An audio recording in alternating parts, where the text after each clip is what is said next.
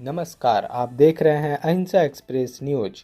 लोकसभा चुनाव को प्रभावित करने वाले अपराधियों पर करें कार्रवाई, मिर्जापुर में बोले एडीजी जोन। देश में लोकसभा चुनाव की तारीखों की घोषणा हो गई है। चुनाव आयोग ने इसका ऐलान कर दिया है। 19 अप्रैल से 1 जून तक 7 चरणों में वोटिंग होंगे और 4 जून को नतीजे आएंगे। इसी क्रम में वाराणसी जोन के अपर पुलिस महानिदेशक पीयूष मोरडिया मिर्जापुर पहुंचे।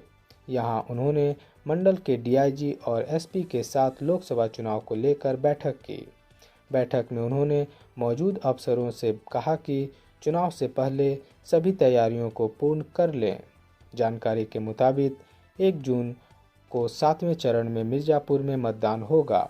अपर पुलिस महानिदेशक एडीजी ने आदेश दिया है कि लोकसभा चुनाव को प्रभावित करने वाले अपराधियों पर प्रभावी कार्रवाई करें। हिस्ट्री सीटर और आरोपियों को पहचान कर उन्हें पाबंद करें।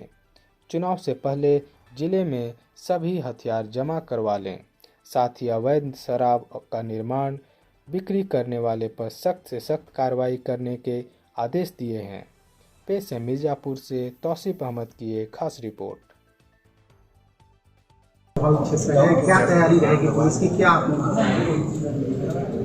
देखिए, आगामी चुनावों को देखते हुए पुलिस द्वारा सभी मानकों का अनुपालन करते हुए व्यवस्थाएं जनपद मिर्ज़ापुर में भी की गई और हमारे जो डीआईजी साहब यहाँ मौजूद हैं और पुलिस अधीक्षक भी हैं, उन्होंने जो चुनाव आयोग के निर्देश हैं उन निर्देशों के आधार पर अपने समस्त जो बॉर्डर के बैरियर्स चेक पोस्टों पर टीमें तैनात कर दी हैं, जो कि यह सुनिश्चित कर रही है कि किसी भी प्रकार के असामाजिक तत्व या अवैध शराब, ड्रग इत्यादि का कार्य करने वाले लोग इन मार्गों का यदि इस्तेमाल करते हुए इस शहर में चिन्हित होते हैं, उनके विरुद्ध तुरंत कार्रवाई की जाए। पिछले दिनों में कार्रवाई की भी गई है और ये अनवरत बैरियर्स पर चेकिंग जारी रहेगी। इसके अलावा हमारे जो अभी सूचना के अधिकारी हैं, इंटेलिजेंस के जो लोग हैं, वो पूरे जनपद से में लगातार नज़र रखे हुए हैं। जो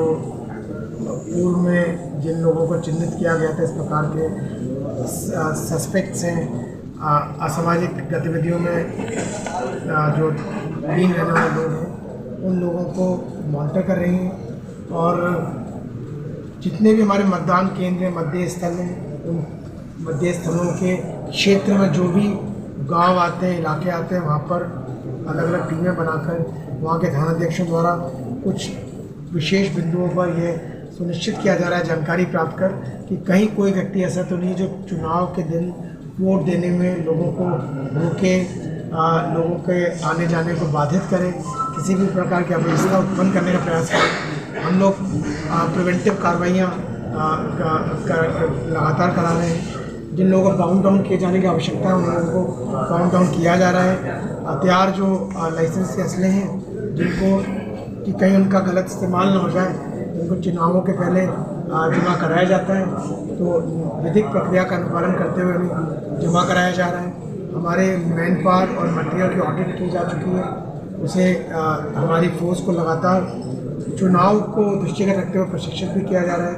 विशेष जो तौर पर जो पैरामिलिट्री फोर्सेस अलग अलग इलाकों से आएंगी इस जनपद में चुनाव कराने के लिए, उनको जिन कॉलेजों में ठहराया जाएगा उन कॉलेजेस के प्रिंसिपल्स इत्यादि के साथ भी बैठक हमारे पुलिस अधीक्षक कर रहे हैं और यह सुनिश्चित किया जाएगा कि जो भी लोग यहाँ पर चुनाव कराने के लिए आते हैं, तो चूँकि वो तो चुनाव कराने आ ही रहे हैं मगर हमारे जनपद में आ रहे हैं, जब इस जनपद से जाएँ सारी फोर्सेस जिनमें कि तमाम अलग अलग राज्यों के लोग मौजूद होते हैं। बीएसएफ में आकर तमिलनाडु का भी व्यक्ति मिलेगा, कर्नाटक का भी मिलेगा, केरल का भी मिलेगा, नॉर्थ ईस्ट का भी मिलेगा।